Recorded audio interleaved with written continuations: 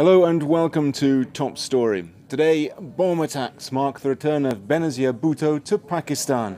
The huge crowds that greeted her arrival on Thursday after 8 years of exile signal that she remains a major political force, but she is also a controversial one.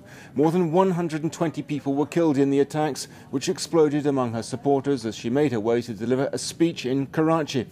And her ambitions remain unquenched.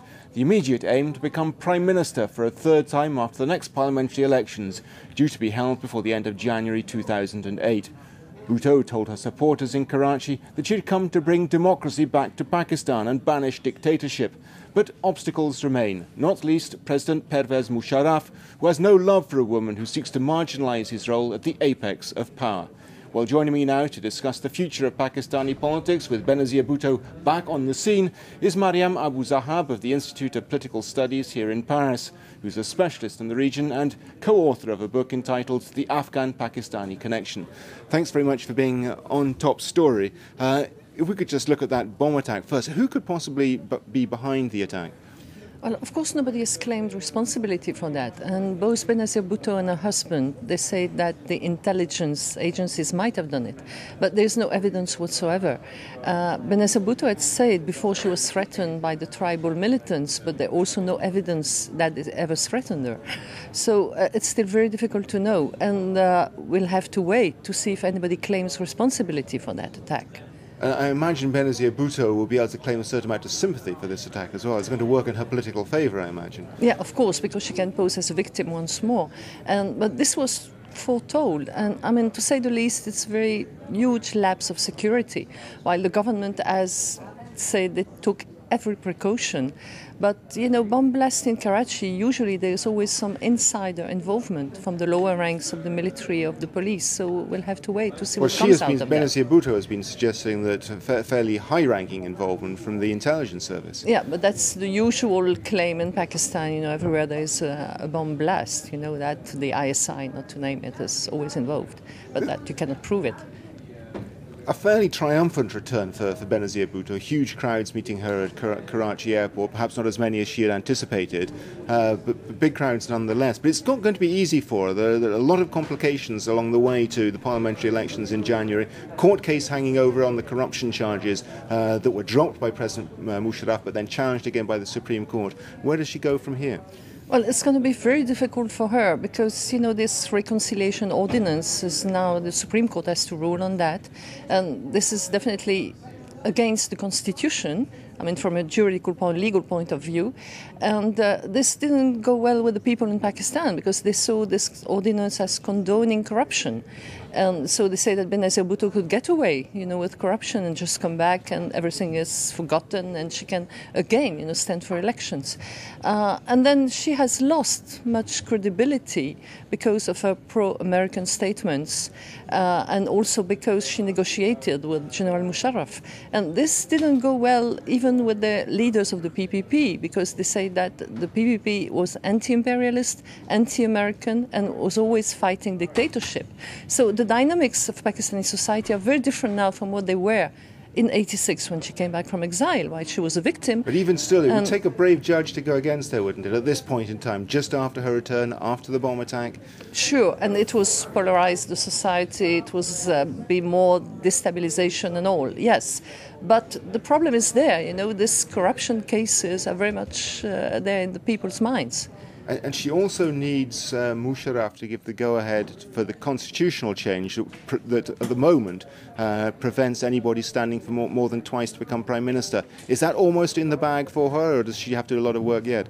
No, this can only come after the elections, and you need 2/3 majority, so which means she will have to make alliances.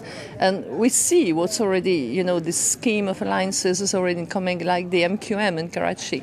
They stay neutral because they want to be part of this alliance after the elections together with her and Musharraf. And also there's this problem of balance of power between the president and the parliament. And Musharraf is not going to yield so easily on that. She's insisting that he abandon his power to dismiss Parliament. I mean, that's a key issue, isn't it? That's a key issue. And then Musharraf was talking of this coming back to the Troika of the 90s, that there would be some kind of alliance between the Chief of Staff and the President against the Prime Minister. And so that's why Benazir Bhutto doesn't want to go through that again, because her government was dismissed twice. But again, you need 2/3 majority to amend the constitution on that point. One of the other big issues was his control of the army, that he will he or will he not remain as Chief of Staff of the army? He says he's going to step down. Is that really going to happen? It's going to step down. That's after the Supreme Court has ruled on his eligibility. But now the situation, with this type of bomb blast, and we might have a very bloody election campaign, so which means that once again he might invoke national interest and say that it's too early to remove his uniform, and a state of emergency is still an option. He still is enormously suspicious of Benazir Bhutto. I mean, he's being forced into an alliance with her, strongly against his will, most people suspect, but he's very suspicious of her, isn't he? Yes, and they're both. I mean, it works both ways. Benazir Bhutto also, she doesn't trust Musharraf at all. So this was under American pressure only, and because she's so eager to come back to power, she just wants to be Prime Minister a third time. And yet within her own party too, there are many people who are opposed to a deal with Musharraf. I mean, how is that going to work? Yeah, that's very difficult. That's why she's trying to invoke her father's heritage, and that's why she came into Karachi. That's why she wants to go to Larkana, and that's why she is always trying to coming back to the rhetorics of the 70s. And now she's talking exactly her father was talking in the early 70s during his election campaign, because she wants to, get back some credibility and get a vote bank among the poor. The rural poor and the urban poor will always been the vote base of the PPP. They are the only ones left. A triumphant return, at least before the bomb blast yesterday, for Benazir Bhutto, but she has a checkered past in Pakistan, doesn't she? Oh yes, all the corruption. That's what people remember her for, the corruption. And they say that when she talks about democracy, there's already a problem about democracy inside the PPP. She's German for life. Then also when she was ruling Pakistan, she didn't do anything. Now she comes and say, okay, I will do a lot of things for the poor, I'm a part of them. Nobody believes that, because she's been away from the country for so long. And then after she was claiming to be fighting military dictatorship, she's now allied herself with the military dictator, and she's also allied herself with the American agenda in the war on terror, which can bring only more destabilization in Pakistan. So it means we'll have a very bloody electoral campaign.